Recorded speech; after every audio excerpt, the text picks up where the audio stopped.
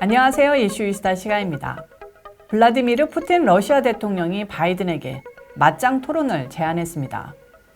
전날 꼭 건강하면 좋겠다는 말로 바이든을 돌려가게 했던 푸틴이 연 이틀 바이든의 아픈 곳을 찌른 겁니다.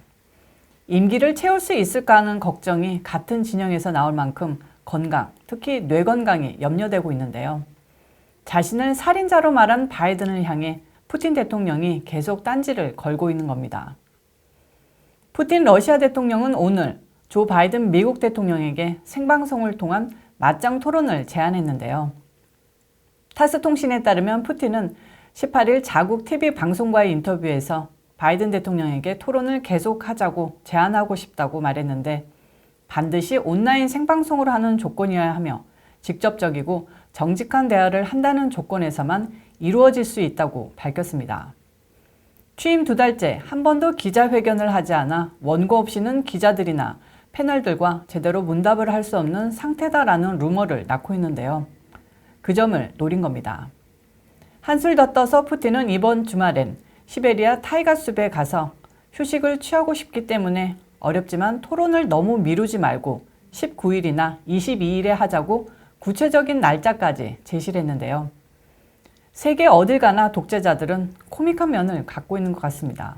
지금 독재자라고 하면 푸틴을 비롯해 필리핀의 두테르트, 시리아의 바샤르 알 아사드, 중국의 시진핑, 감비아의 아다마 바로우, 그리고 북한의 김정은이 잘 알려진 예인데요.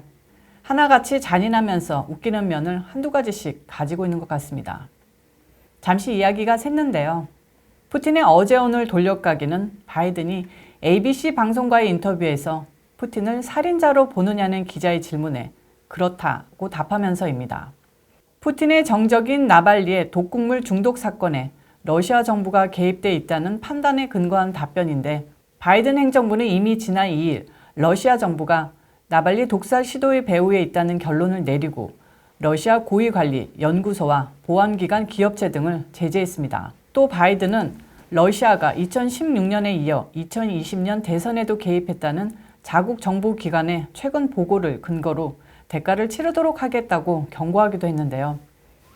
러시아의 대선 공작 조사보다는 선거가 공정하게 이루어졌는지의 전면적인 조사가 순서가 아닐까 싶네요. 그리고 바이든을 위해 중국이 한 대선 공작 조사는 확실시 된다는 D&I 국장의 지난 1월 발표 뒤에 어떻게 처리되고 있는지 되묻지 않을 수 없습니다. 여러분 모두도 같은 생각일 거라고 봅니다. 이런 가운데 도널드 트럼프 전 대통령은 퍽스뉴스와 전화 인터뷰를 갖고 바이든의 국경 문제 대처에 강한 불만감을 내비쳤습니다. 트럼프 전 대통령은 미국은 절대 국경을 넘어오는 사람들을 모두 다 이민자로 받아줄 수 있는 여력을 갖고 있지 못하다면서 지금까지 한 번도 보지 못한 국경 사태에 바이든이 제대로 대처하지 못하고 있으며 상황은 더 악화될 것이라고 못 박았습니다. 또한 코로나 백신 접종을 망설이는 트럼프 대통령 지지자들에게 접종을 권고하겠느냐는 질문에 그렇다고 답했습니다. 트럼프 전 대통령은 우리가 개발한 백신을 접종을 원치 않는 국민이나 지난 대선에서 나를 선택했던 지지자 여러분께도 당연히 권고할 것이다 라고 했습니다. 주류 언론은 마치 트럼프 전 대통령이 바이든의 백신 접종 계획에 지지자들이 동참하지 말도록 해 혼란을 가중시키고 있다는 듯이 이야기를 해왔는데요. 백신을 1년 만에 완성시켜 사실상 코로나 사태 종식의 주역이 될 수도 있는 트럼프 전 대통령이 왜 백신 접종을 못하게 하겠습니까? 이날 인터뷰로 이런 논란은 종식됐을 것으로 봅니다. 또한 트럼프 전 대통령은 이날 인터뷰에서 2달 만에 갤런당 $1 가까이 급등한 휘발유 얘기도 꺼냈는데요. 바이든의 재앙적인 환경 정책을 비판했습니다. 또 트럼프 전 대통령은 휘발유 가격이 올라가는 속도가 전례 없이 가파르다고 지적하면서 휘발유 가격이 $1 올라가는 것은 세금 인상만큼 아니면 그 이상 미국민들과 기업에 악영향을 미친다고 했습니다.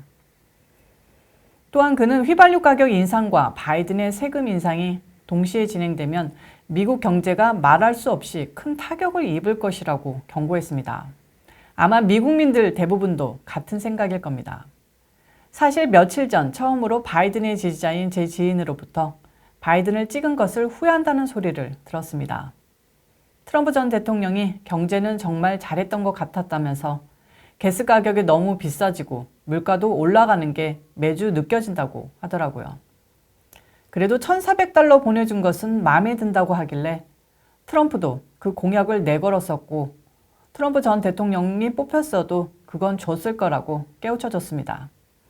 그래서 느낀 게 사람들은 참 단순하구나. 그리고 그런 단순한 심리를 교묘히 좌우하는 빅테크와 주류 언론의 힘이 참 무섭구나 하는 생각이 들었습니다. 일반 국민들, 그러니까 뚜렷한 정당 선호가 없는 국민들은 별 이유 없이 대통령 후보를 자신의 기준에 맞게 선택을 하게 되는데요. 그런 사람들의 심리를 4년 동안 엄청나게 주류 언론과 빅테크는 파고든 것입니다. 그것도 각종 공작으로 선거를 엉망으로 만들고 겨우 정권을 쥐었는데 2달 만에 이게 뭡니까? 벌써 여기저기서 경고음이 터지고 있는 게 똑똑히 보이고 있습니다. 마지막 소식입니다. 뉴저지주 한 고등학교가 학생 졸업 앨범에서 트럼프 지지 티셔츠를 입은 학생들의 사진을 디지털 처리했다가 된소리를 맞았습니다.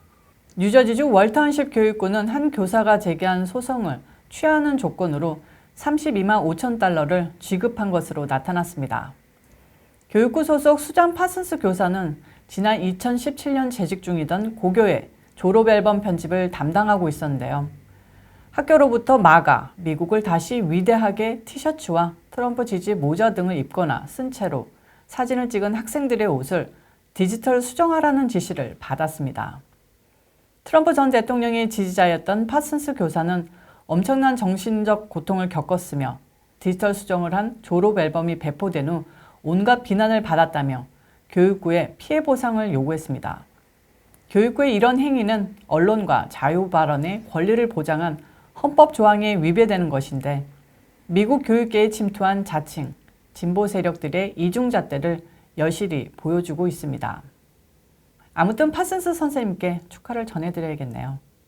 오늘 이슈 이슈다는 여기까지입니다. 시청해주셔서 감사합니다. 오늘도 영상이 좋으셨다면 구독과 좋아요, 알림 설정까지 꼭 눌러주시고요. 광고 영상까지 끝까지 시청해주시면 더욱 감사하겠습니다.